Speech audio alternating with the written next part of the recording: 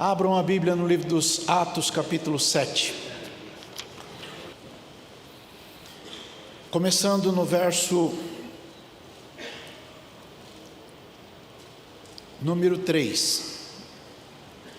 Vamos começar logo no verso 1 e vamos parar no número 9, ok? De 1 a 10. Atos, capítulo 7, de 1 a 10. Amém, pessoal? Amém. Quem já achou, diga eu achei. Glória a Deus.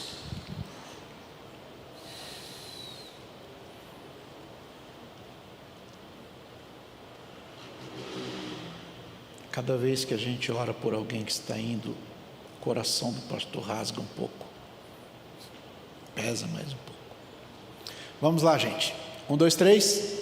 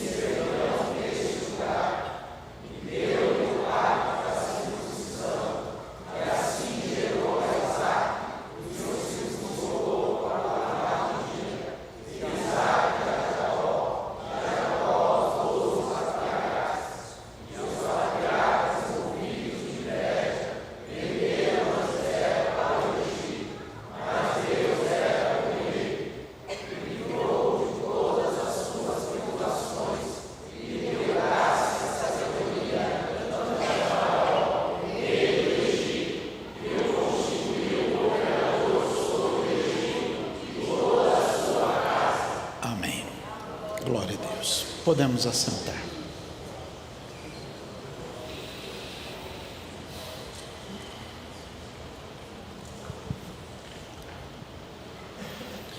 O problema da inveja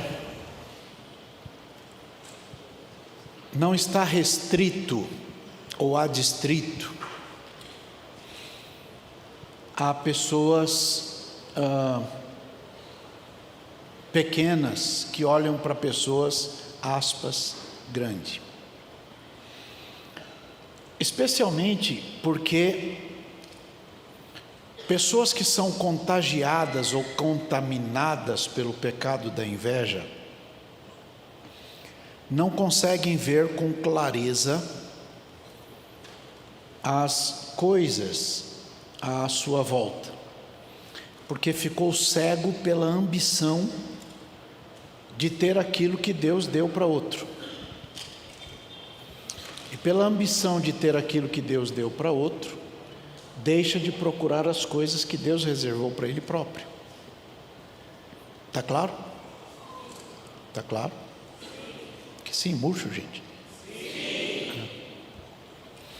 Antes de seguir, é preciso a gente falar sobre patriarca. Patriarca é definido em grupos distintos na Bíblia. Por exemplo, Davi é chamado de patriarca. Quem chamou Davi de patriarca foi o apóstolo Pedro. Livro de Atos, capítulo 2, verso 29. Pedro disse que Davi era um patriarca. Mas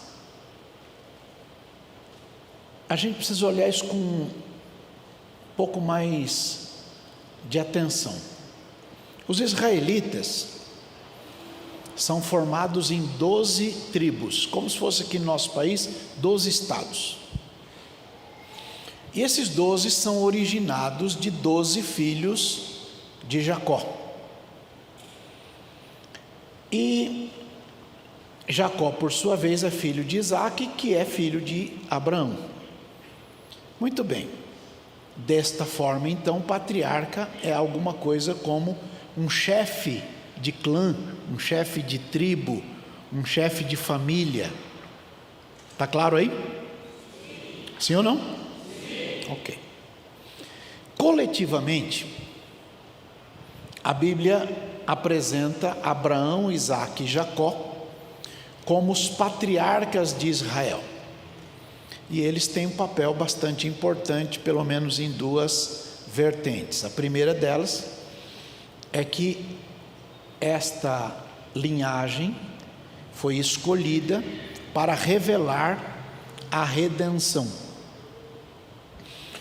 Isto está no livro de Êxodo, capítulo 3, verso 6, quando Deus falou com Moisés: eu sou o Deus de Abraão, de Isaque e de Jacó. E Moisés encobriu seu rosto para não ver, para não olhar para Deus, e Deus então fez a designação dele ir para o Egito para tirar de lá, redimir de lá o povo de Israel. Ok? A segunda coisa é que esta geração foi escolhida também para revelar as promessas. Isso está em Levítico capítulo 26, verso 42. Deus disse assim: eu vou me lembrar do concerto que fiz com Jacó, também vou me lembrar do concerto que fiz com Isaque, e também vou me lembrar do concerto que fiz com Abraão, e vou me lembrar de vocês. Então é uma linha, perfeito? Esses três patriarcas, como a gente acabou de ver, são muito importantes na história de Israel, e não só na história de Israel, na história de todo o mundo, porque nele, em Abraão, foram benditas todas as famílias da terra. E da geração de Abraão veio a nação de Israel, e na nação de Israel tem uma lei constitutiva de 10 pontos. Esta lei constitutiva de 10 pontos, ou constituída de 10 pontos, é a base de todas as leis de todos os países de todo o mundo. As constituições se fundamentam ali, seja para o cuidado, seja para a propriedade, seja para descanso, em todas as coisas. Está claro aí, gente? Sim ou não? Sim. Mas, além desta classificação dos três, há outras classificações. Referencial de patriarcas, falando de 24 pessoas, ancestrais de Abraão, que viveram desde Adão até a chegada nele. E destes 24, 10 deles viveram antes do dilúvio. Bom, Adão, cadê o Adão? Cadê o Adão, gente?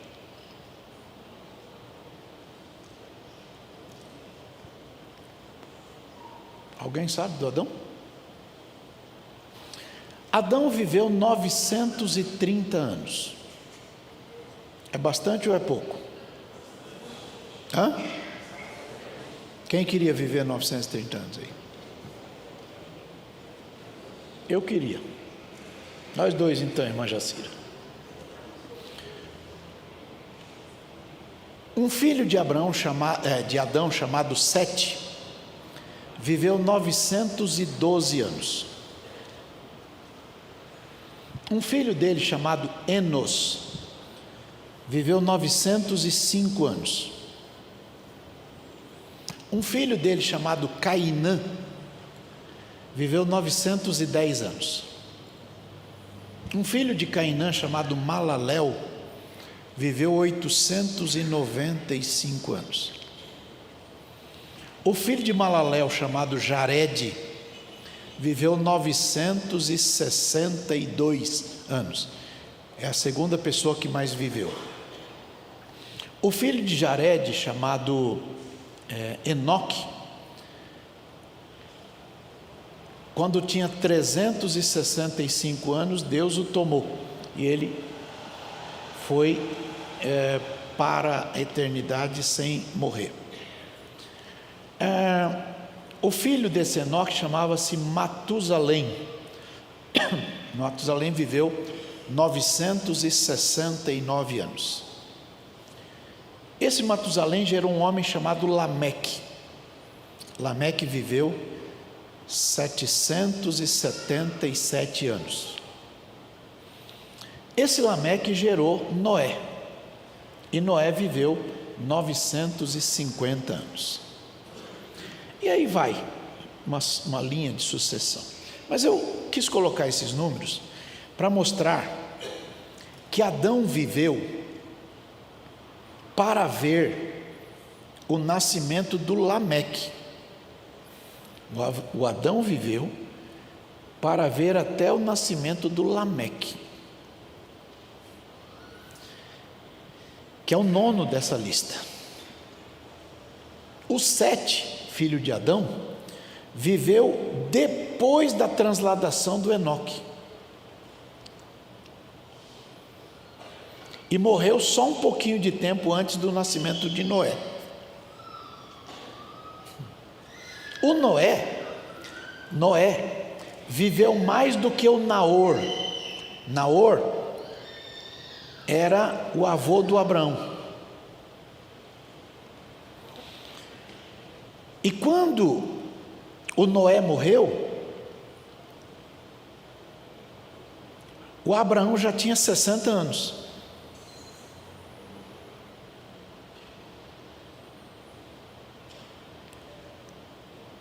O filho de Noé, chamado Sem, ainda vivia quando Esaú e o Jacó nasceram. Por que isso é importante?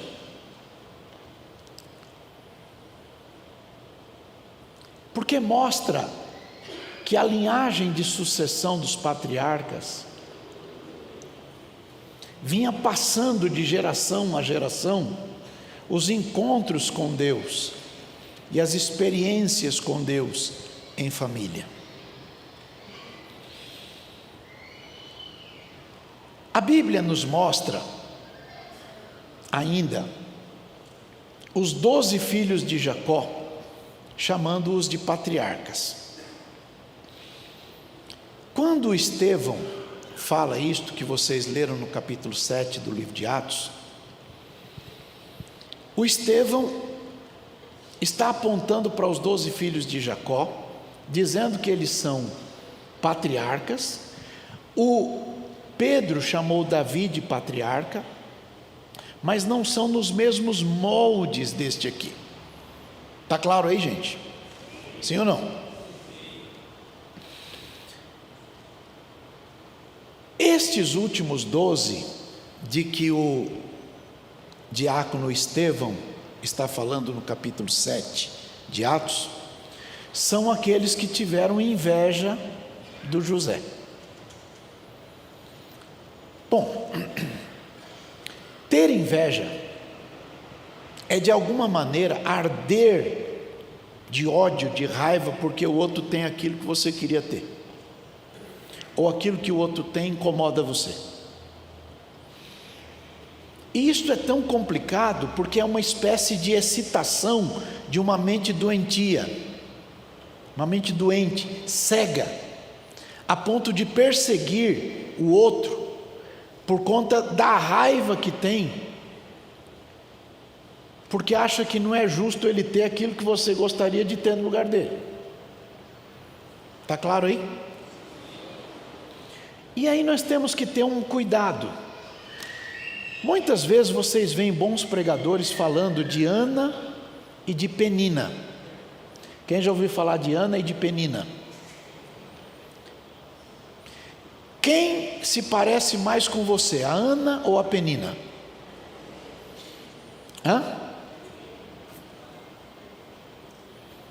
Mas os pregadores que tem por aí ficam o tempo todo enchendo a bola de Ana, falando mal de Penina. Ou não é assim?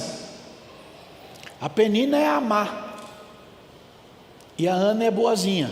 E aí então esses pregadores dizem para você: você tem que ser igual a Ana, persistir na presença de Deus, porque Deus vai tirar essa vergonha de você.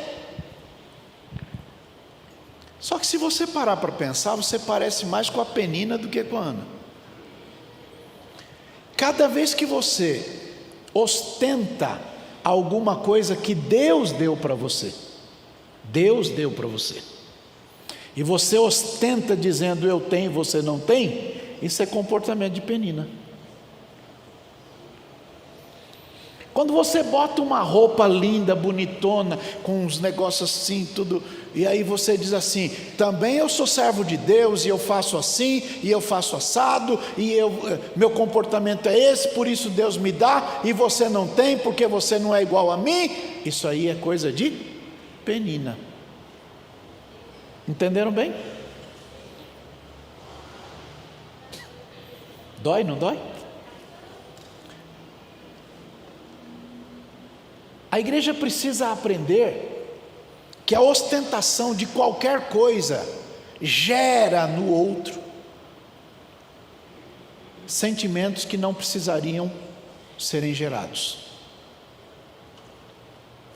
É bem verdade que quando a gente vê alguém ostentando e ridicularizando porque ele tem e a gente não tem, a gente se sente igual a Ana.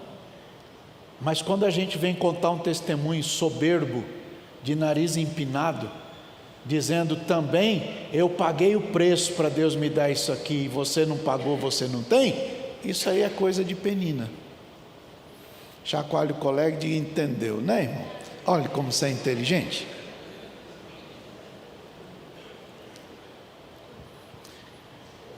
Então, às vezes, a pessoa ostenta alguma coisa que desperta no outro o desejo de ter aquilo.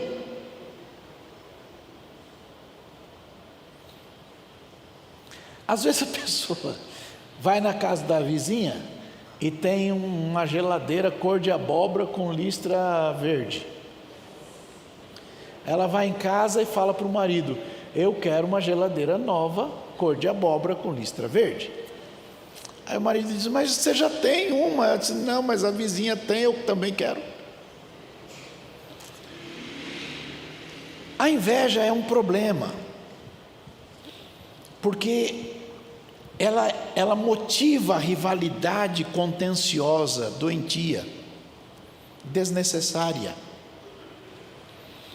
A inveja gera comportamento pernicioso, mau, de tal forma que cega para não ver o óbvio. Já se disse que a grama do quintal do vizinho é mais verde. Então as pessoas, porque não cuidam do próprio jardim, ficam olhando do jardim do outro.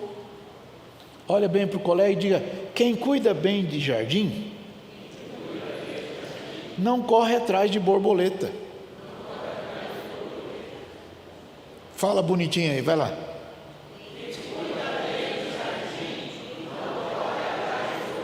A borboleta vem. Entende?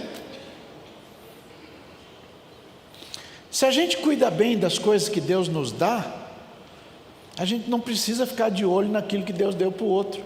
Lembra a historinha do Caim e do Abel? 2 igrejinhas. Numa igrejinha cai fogo, outra igrejinha é gelada. Numa igrejinha Deus aceita a oferta, na outra igrejinha Deus não quer nem saber da oferta. Numa igrejinha é um ânimo, na outra igrejinha nada. é que o rapaz da igreja gelada, ao invés de cuidar bem do serviço dele, ele faz o serviço dele olhando o serviço do outro. E aí ele fica pensando, por que é que Deus aceita o que ele faz e não aceita o que eu faço?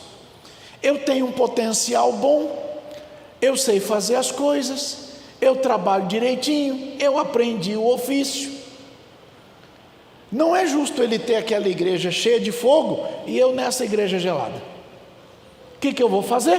Vou arrumar um jeito de assumir a igreja do fogo. Chama o colega da igreja do fogo e diz, vamos passear pelo campo? Aí sai para andar pelo campo, os dois. No meio do caminho, o irmão da igreja gelada pega uma pedra e taca na cabeça do irmão da igreja do fogo. E matou o irmão da igreja do fogo. Acontece que antes desse episódio, Deus foi visitar o irmão da igreja gelada. E é interessante que não tem muitos versículos na Bíblia que Deus vai visitar alguém. Mas Deus foi visitar o Caim. E Deus disse para o Caim, por que a tua cara está aí murcha? Azeda aí, olhando para o chão. Por que descaiu o teu semblante? Se você fizer bem, não haverá também aceitação para ti, como está havendo aceitação para ele? Então olha bem para o colega e diga, o assunto não é a oferta, é o jeito de fazer. Deus disse para o Caim, se você fizer direitinho, eu vou aceitar. O problema é que você não faz direitinho. Chacoalha o colega e entendeu? E aí não dá resultado e fica trabalhando, olhando para a igrejinha do outro.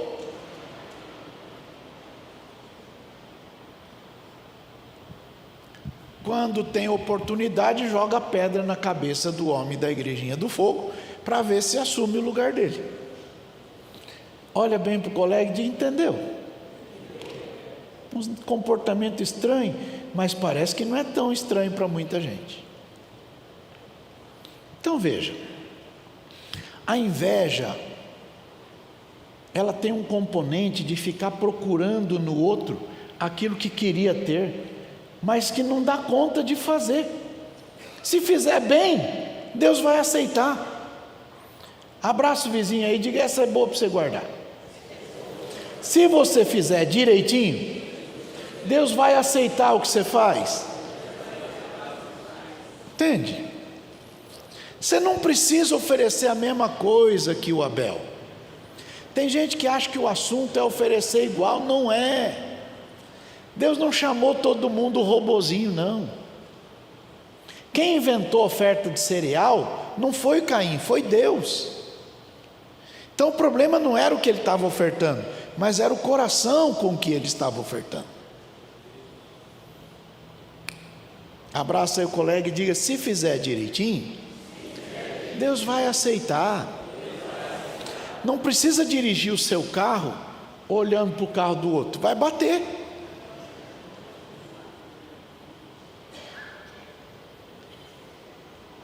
Cuida daquilo que Deus te deu, faz com zelo, faz com amor, faz com graça de Deus. A Bíblia diz assim, está escrito, não desprezeis o dia das coisas pequenas. Abraça o colega e diga, não despreze o dia das coisas pequenas. Diga, quem nasce grande é monstro. O natural é nascer pequenininho e crescendo.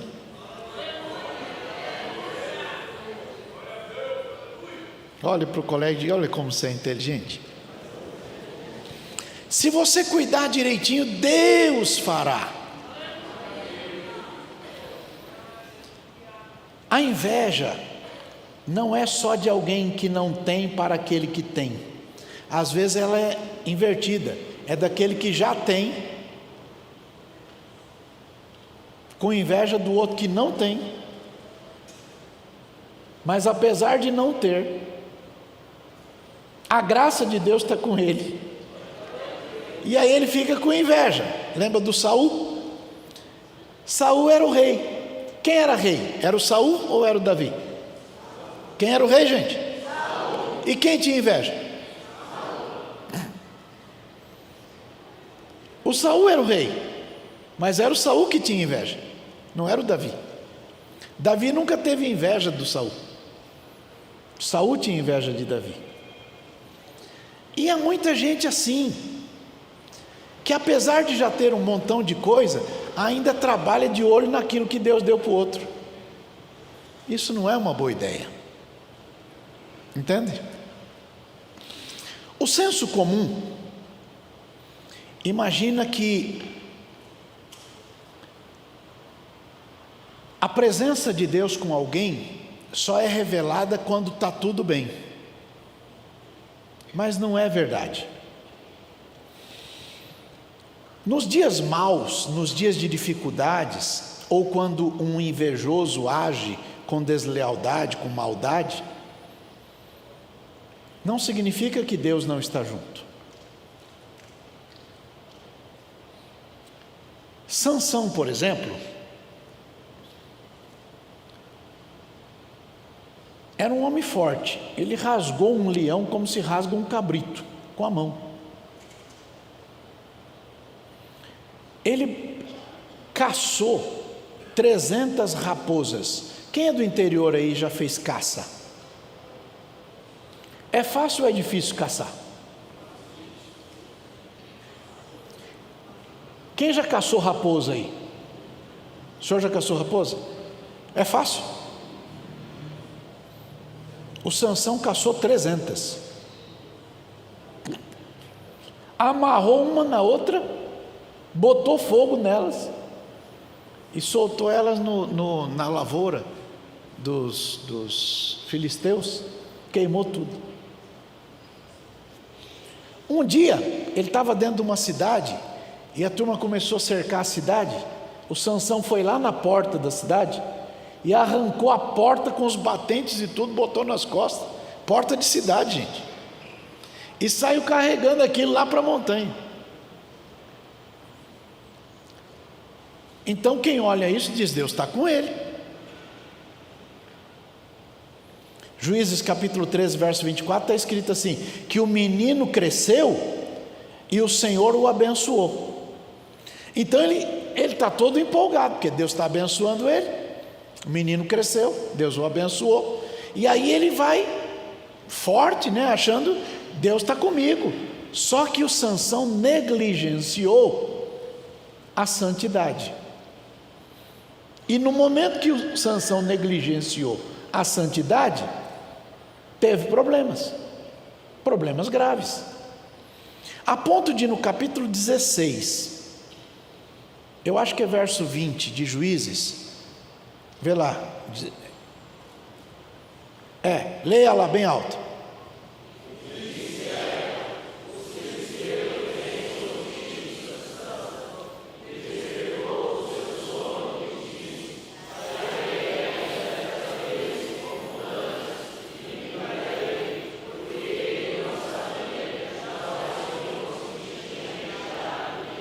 Uau, lê a última frase, vai.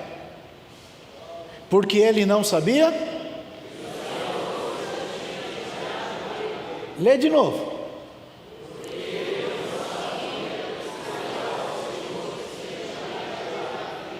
Então, por não saber que o Senhor tinha se retirado dele, ele arrumou uma confusão, da qual ele saiu perdedor, ficou cego e foi empurrar moinho, igual o boi. Olha bem para o colega e diga: tem muita gente que negligencia a santidade,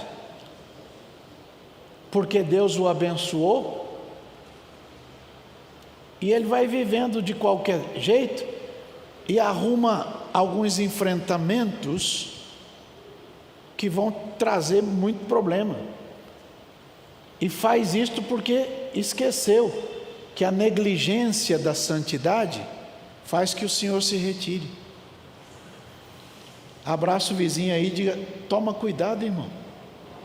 Lembra da oração de Davi? Salmo 51. Ele diz assim: Senhor, não retire de mim o teu Espírito Santo. Não retire de mim o teu Espírito Santo. Porque se Deus se retirar da gente, a gente está lascado. Então olhe para o colega e diga: fica esperto, irmão. Não negligencie a santidade. Sem santidade ninguém verá o Senhor. Sansão percebeu tarde demais. Isto mostra para a gente que circunstâncias não definem se Deus está ou não está com alguém. Porque se o Sansão está carregando porta nas costas, caçando 300 raposas, pega um pedaço de osso de um jumento e enfrenta 1000 soldados e vence, parece que está tudo certo. Mas e o José, que parece que dá tudo errado? Chacoalhe o colega e diga: e o José? Parece que na vida dele está tudo de perna para o ar.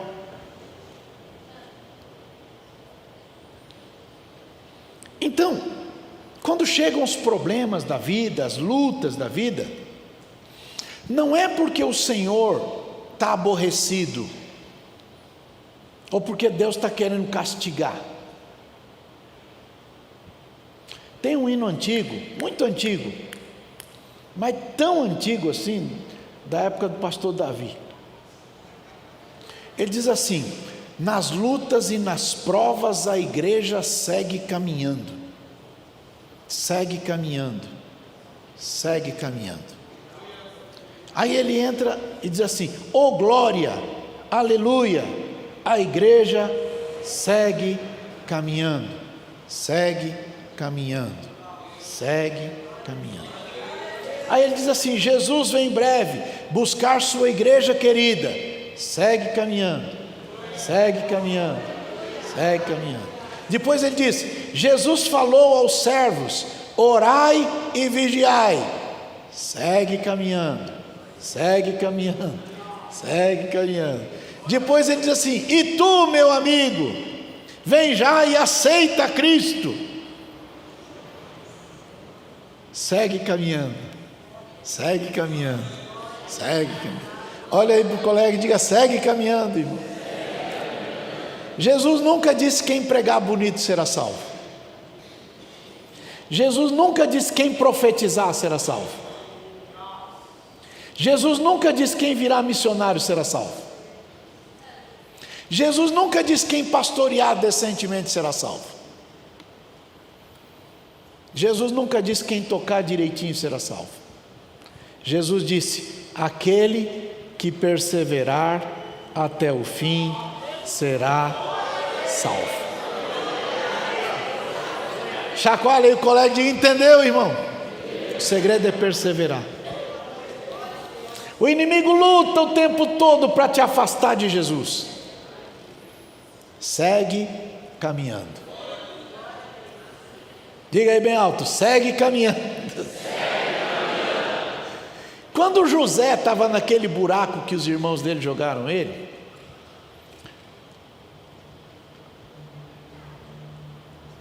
Deus estava lá com ele. Quando os midianitas pagaram naquela caravana de ismaelitas e midianitas, Deus estava lá com ele. Quando Potifar comprou o José, Deus estava com ele. Quando aquela doida botou o olho nele e quis arrumar um problema, e ele se manteve zeloso pela santidade, e por isso foi parar na cadeia, Deus estava com ele. Olha para o colega e diz: Deus nunca abandonou ele, não. Acho que é Isaías capítulo 42, 3 ou 43, 2. Vê lá. 43, 2. Leia bem alto.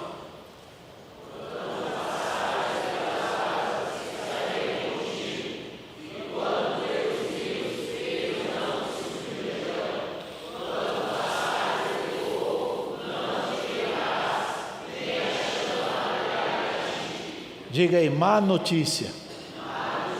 Às vezes tem que passar. Diga. Diga, má notícia. Diga, boa notícia. Ele passa junto.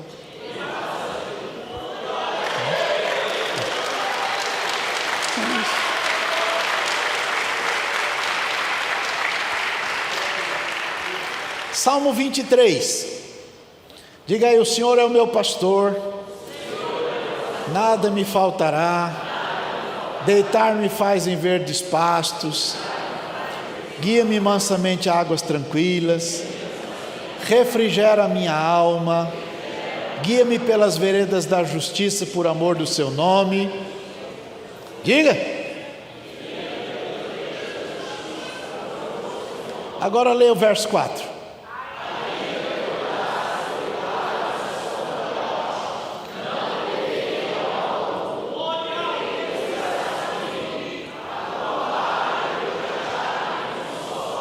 Abraça aí alguém e diga, está com medo de quê? Deus vai junto. A Andréia Beraba canta uma música que diz assim: se Deus está contigo, vais vencer. Vai vencer. A gente vai vencer. Então, quando José estava naquela situação adversa, não quer dizer que Deus não estava com ele. Deus estava com ele. Isso pode de alguma maneira ser difícil para a gente, até para entender. Deus permitiu toda aquela dor, todo aquele sofrimento físico, sofrimento emocional, sofrimento espiritual, mas Deus estava com ele. Eu penso que muitas pessoas gostariam de governar o Egito como José. Aliás, lembra que eu falei de pregador que fala mal da Penina? Tem um punhado de pregador que fala mal dos irmãos do José. E aí ele fica comparando você com José. Mas na verdade você parece mais com os irmãos de José do que com José. Todos nós. É verdade. O negócio vai crescendo, vai abençoando ali. Aí você começa a dizer, Deus podia me dar isso, hein? Porque o que Deus achou nele que não viu em mim? Então,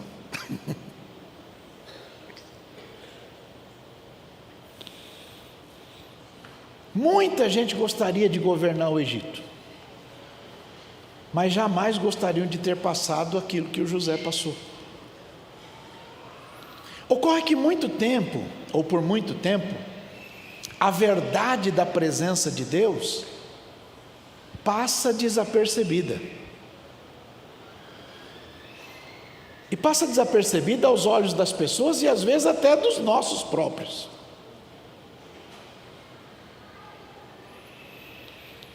Então, a gente tem esta palavra contundente aqui. Os irmãos de José eram patriarca, eram gente grande e tiveram inveja dele e o venderam. Às vezes a gente tem que se perguntar se perceber a presença de Deus é fácil ou é difícil. Pergunta aí.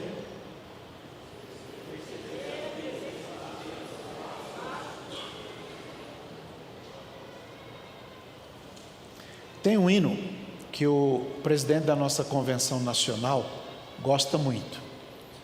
Quem canta esse hino é a irmã Shirley Carvalhais. Ela diz assim: com gemidos que palavras não podem explicar, Ele leva ao Pai as minhas intercessões. Quando dobro os meus joelhos em meio às tribulações, Ele ouve o gemido do meu coração. Ó Jesus, a Ti confesso, não dá para viver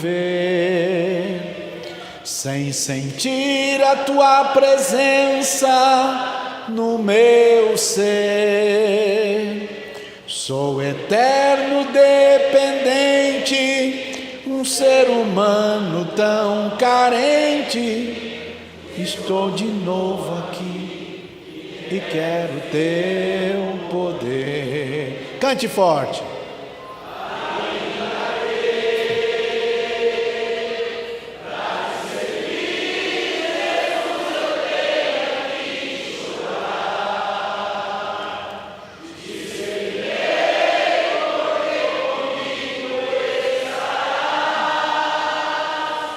Sofrer contigo é bem melhor do que errar,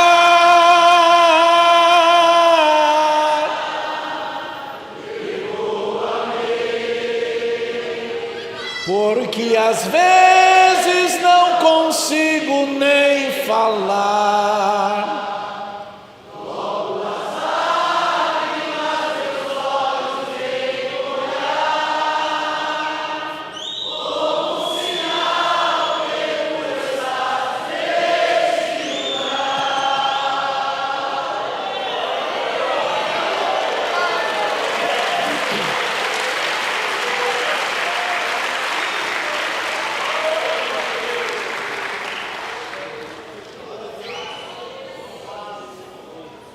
A verdade é que nas circunstâncias difíceis da vida, Deus não te larga.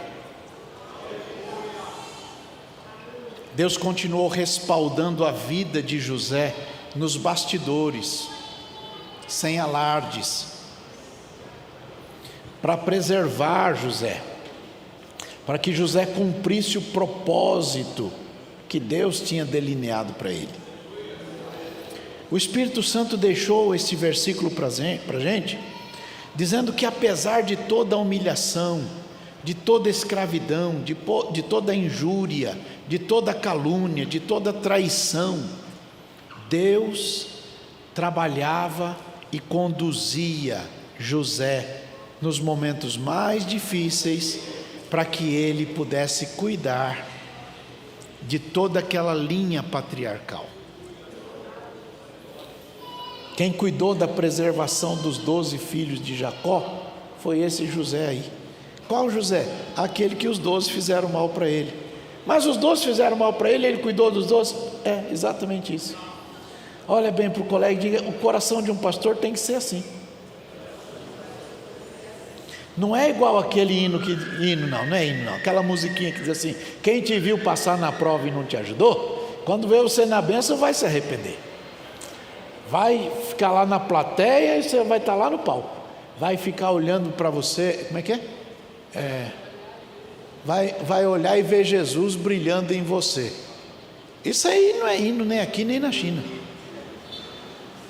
Chacoalhe o colega aí e diga: a gente não tem que ficar cantando essas coisas não. Não.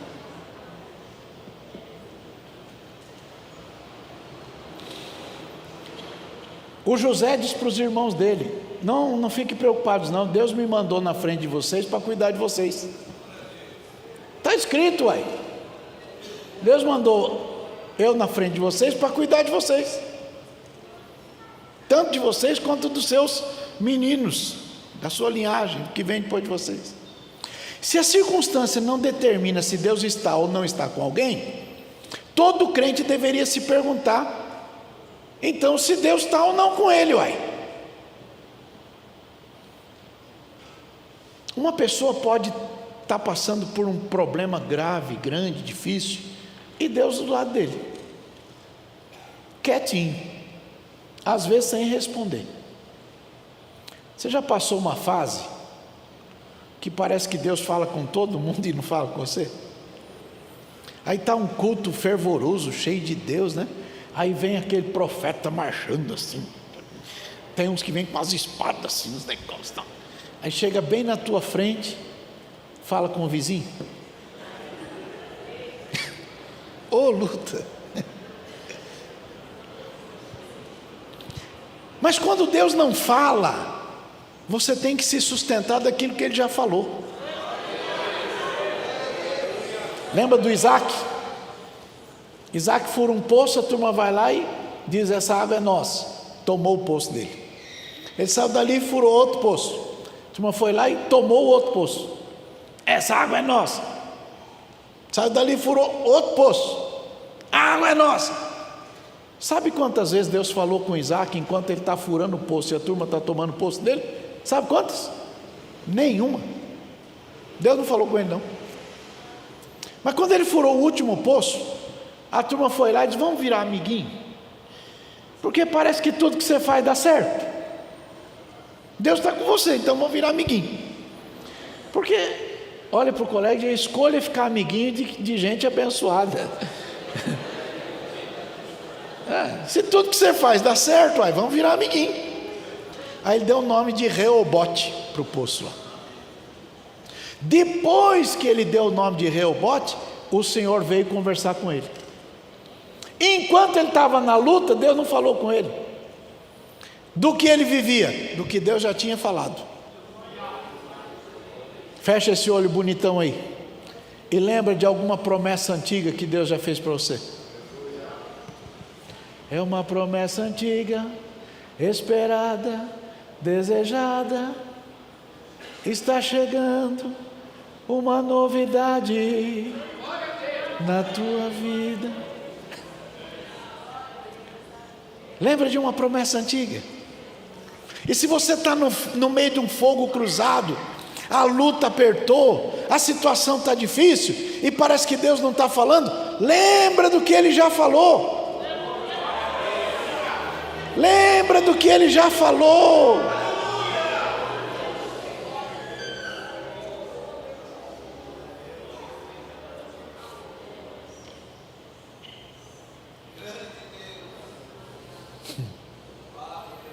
O Senhor me fez lembrar. Eu estava aqui era um púlpito de madeirite, eu estava em frente ao púlpito de madeirite, tempo da posse ali, não lembro se foi no mesmo dia ou naquela semana. Deu uma serva de Deus, irmã Euda,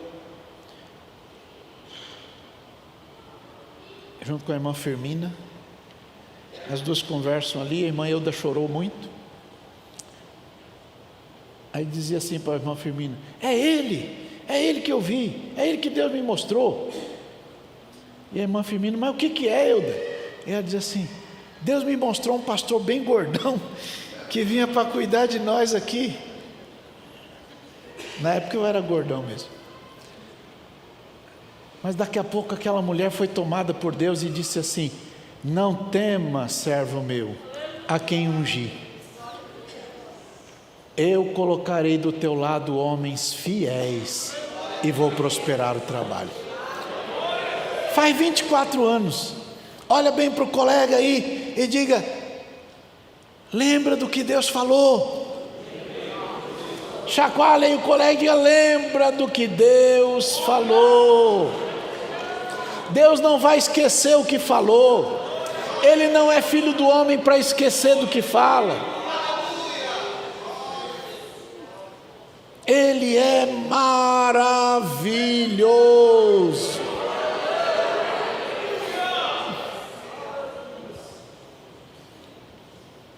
Um dos nossos irmãos, o nome dele era Asaf. Tem um salmo na Bíblia que foi escrito por ele, Salmo 73. Nesse salmo, o Asaf diz assim: Deus é bom. Deus é bom. Diga aí: Deus é bom. Deus é bom. Diga: verdadeiramente Ele é bom. Tanto para o povo dele, quanto para aquelas pessoas que têm um coração limpo. Diga: Deus é bom. Aí ele para e pensa assim: mas eu quase desviei. Deus é bom, mas eu quase desviei. Mas por que você quase desviou? Porque eu ficava vendo gente que não vale nada. Pensa em sujeito esquisito, próspero, rico, e gente séria passando aperto. E eu comecei: mas como é que pode? Se Deus é bom, Como é que gente ruim prospera e gente boa vive patinando na vida? Até o trabalho é outro. Veja o verso 6. Ficam soberbos, de nariz empinado,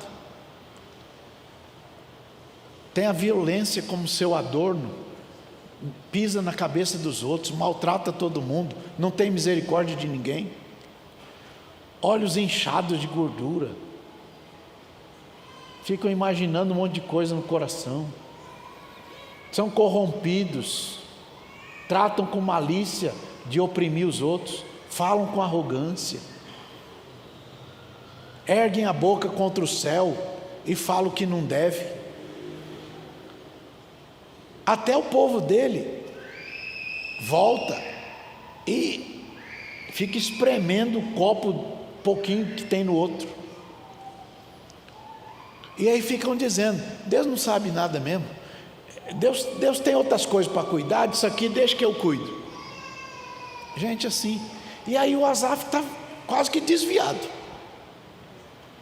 Ele diz assim: é gente ímpia, mas estão sempre em segurança, e parece que fica cada vez mais rico. E aí ele diz assim: eu acho que eu tenho purificado o meu coração em vão, e eu tenho lavado as minhas mãos na inocência, tudo em vão, porque todo dia eu sou afligido, e essa gente que não vale nada está sempre crescendo.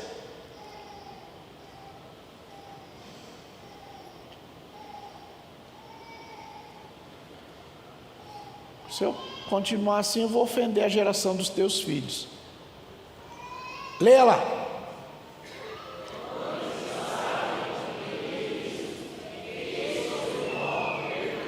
Para um pouquinho. Você já ficou perturbado? Por que gente boa às vezes fica patinando e gente que não vale nada fica ostentando um monte de coisa? Você já parou para pensar nisso? O Asaf ficou assim, quase desviou. Veja o verso 15. Desculpa, 16. Bem alto.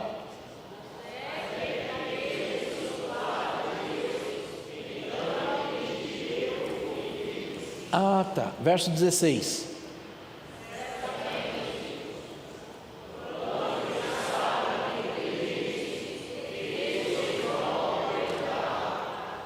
Bom, eu fiquei perturbado até que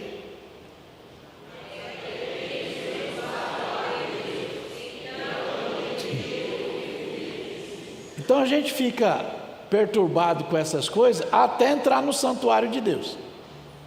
Que quando a gente entra no santuário de Deus, a gente começa a aprender umas coisas diferentes. Uma delas é que Deus resiste soberbo e dá graça ao humilde.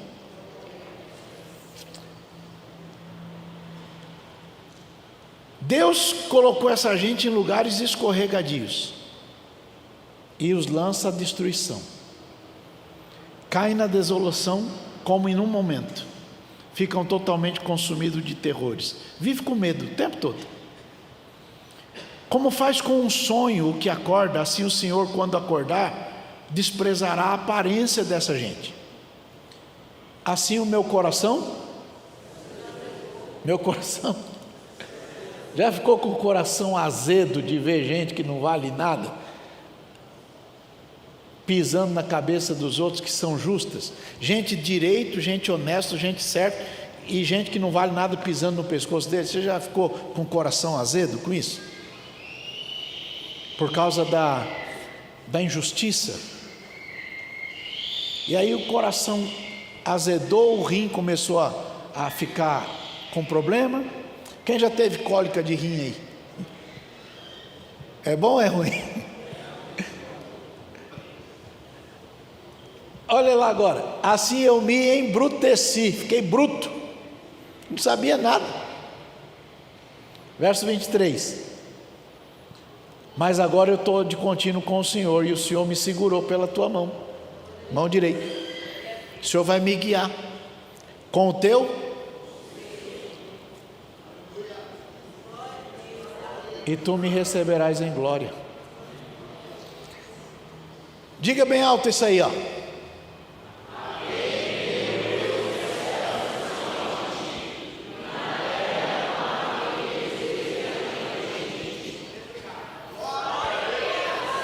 Verso 26, leia.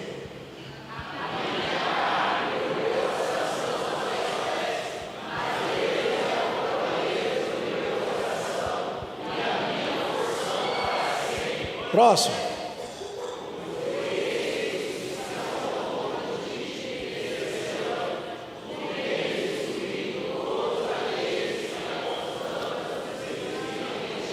Agora bem alto, vamos embora.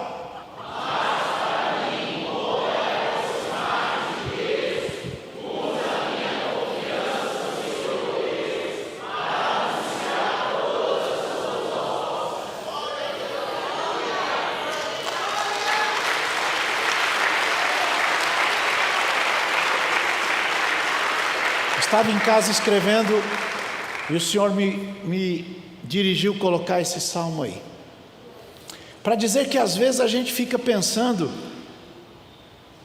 que Deus não está com a gente porque a gente está passando a prova, e parece que Deus está com outro que não vale nada, mas a circunstância não manda em Deus. O Sansão se restabeleceu quando se arrependeu. O Asaf, que quase abandonou a fé, entrou no santuário e aprendeu. E nós estamos na presença do Senhor hoje aqui. Então, às vezes, quando a gente vê uma luta, a gente cria um mapa distorcido da realidade, achando que Deus só abençoa a gente ruim e que Ele não liga para a gente justa. Mas de alguma forma, quando a gente entende que esta vida passa, e passa rápido, e a nossa cidade está guardada no Senhor, não há nada neste mundo que nos prenda mais nele. Então, caso alguém esteja passando um momento muito difícil na sua vida, o conselho da palavra de Deus é que você esteja no templo do Senhor, aprendendo do Senhor e ganhando tranquilidade na sua alma. Quem aqui já passou uma prova tão complicada que achava que não ia romper? Levanta a mão aí. Uau! Fica com a mão levantada aí. Dá uma olhadinha à sua volta aí. Olha bem para o colega e diga: pois é, passou.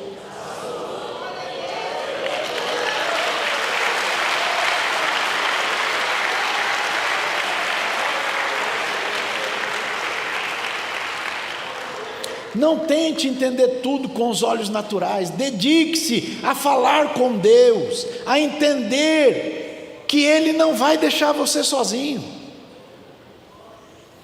Se você estiver em grande ventura, lembre de nunca negligenciar a santidade. Então, antes de Deus dizer, lembra para o Josué, né? Deus disse para ele assim, para o Josué: eu estarei contigo por onde quer que andares. É Josué capítulo 1, verso 9, Vê se é 9. Leia lá bem alto.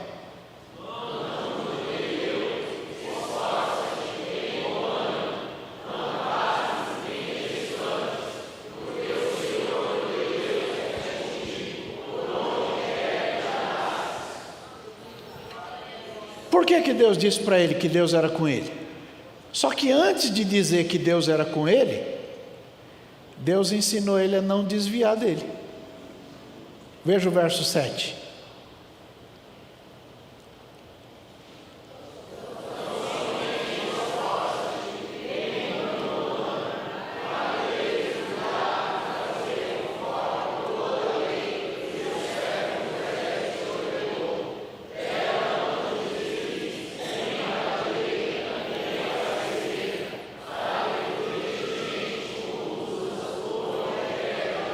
Verso 8.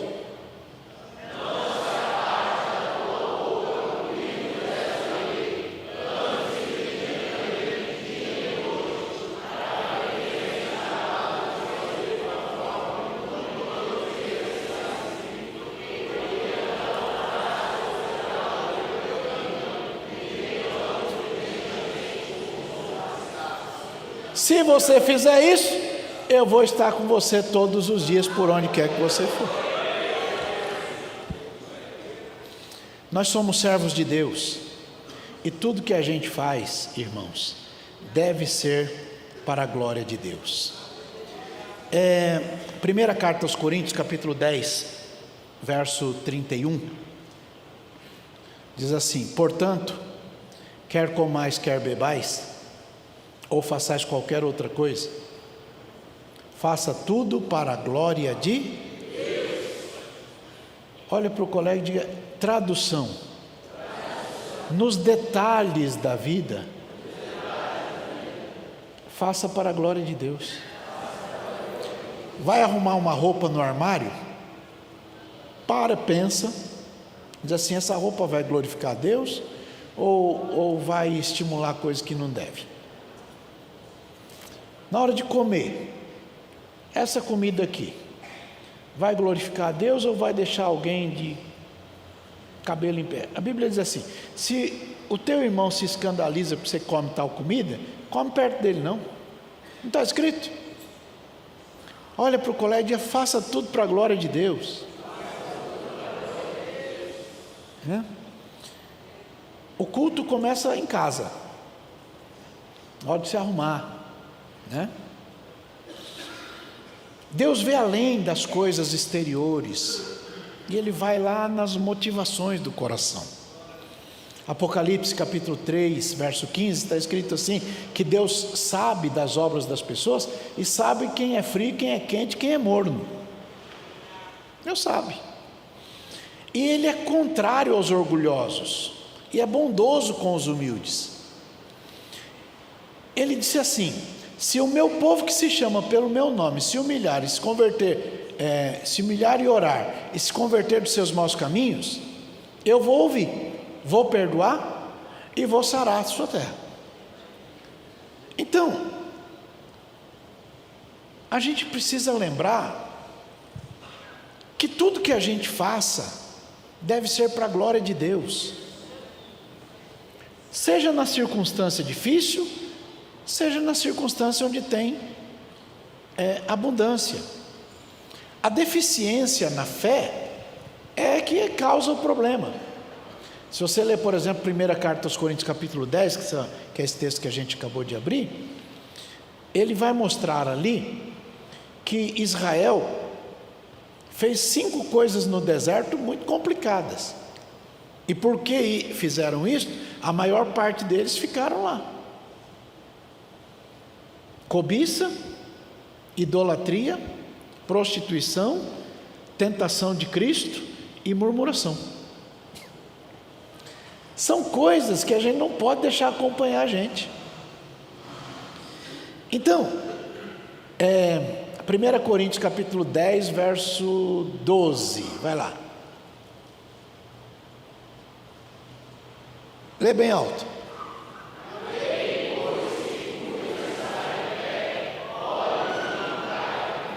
Então não fica achando que se um escorregou aqui ou ali você é melhor, não. Billy Graham foi perguntado o que ele achava da queda de um outro pregador, um pregador importante, famoso, no mundo todo. Não vou dizer o nome dele por questão de ética. Aquele irmão errou, pecou, confessou, se ajustou, graças a Deus se levantou. É americano. Perguntaram para o Billy Graham o que ele achava. Billy Graham parou, olhou e disse assim: ele é um grande evangelista.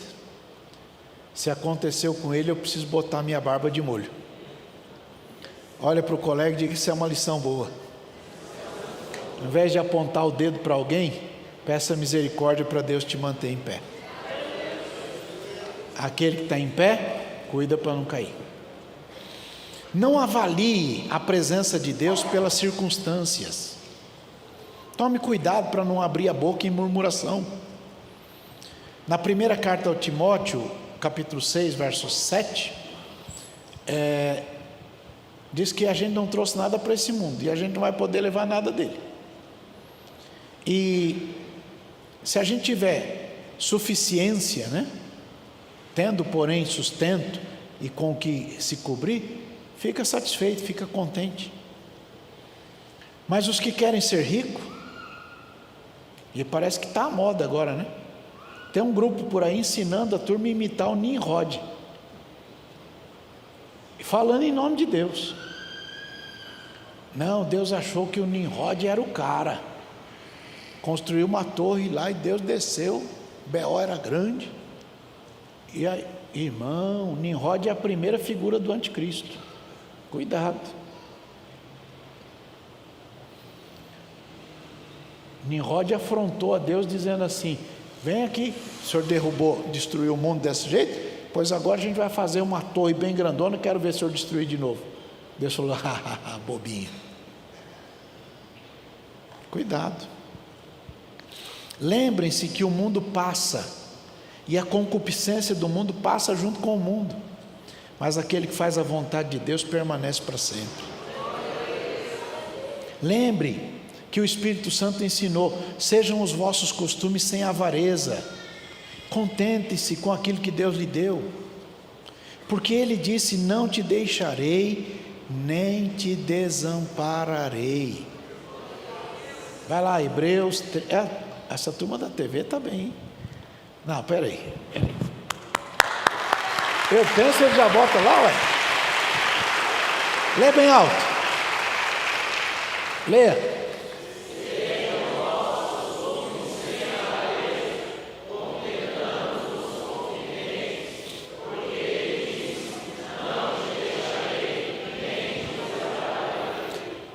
Abraça o vizinho e diga: Deus não vai desamparar você. Existe o tempo do maná por causa do deserto, mas existe o tempo de você plantar e colher o que plantou. Livro de Juízes diz, livro de Josué diz que quando entraram na terra prometida, cessou o maná. E por que cessou o maná? Porque eles já estavam no lugar de plantar. Então quem está no deserto, ele é cuidado com o maná, mas quando entra na terra prometida, cessa o maná. Então olha para o colégio, já tem tempo para tudo. Se você está no meio da prova, na luta, no sofrimento, não fica pensando que Deus te largou, não. Ele não largou você, não.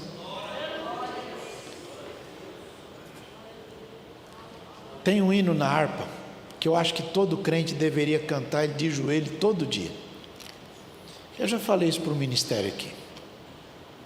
Eu acho que todo obreiro devia cantar esse hino naquele momento que dobra o joelho para orar. Eu acho que devia cantar. Vamos ver se vocês lembram. Com tua mão segura bem a minha, pois eu tão fraco sou, ó Salvador, que não me atrevo a dar nenhum só passo sem teu amparo, meu Jesus Senhor. Com tua mão segura bem a minha, e mais unido a ti, Jesus. Ó, traze-me, que nunca me desvie de ti, Senhor, a minha vida e luz. Com tua mão segura bem a minha, e pelo mundo alegre seguirei, mesmo onde as sombras caem mais escuras, teu rosto vendo, nada temerei.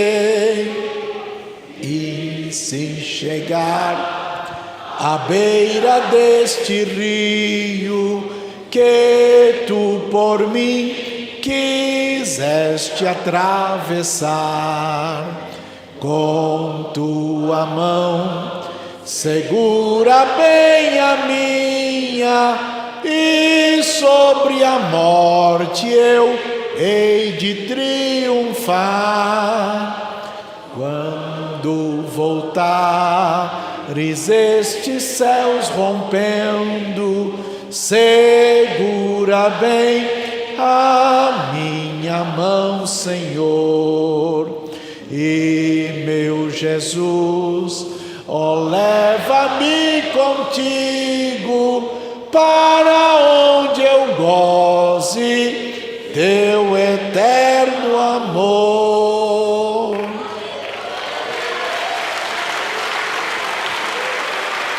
Então, se está na prova, fique firme, porque a prova passa. Toda prova tem data de validade. O problema é que às vezes Deus não conta para a gente. Para Israel, Deus contou quanto tempo ia durar lá na Babilônia. A turma ficou teimando, mas ele falou, é 70 anos e acabou. Mas às vezes para nós ele não conta. E se você às vezes no meio da luta não ouve Deus falando com você, se alimente daquilo que Ele já falou com você. Fique firme, porque aquele que perseverar até o fim será salvo. É a palavra de Deus em nome de Jesus.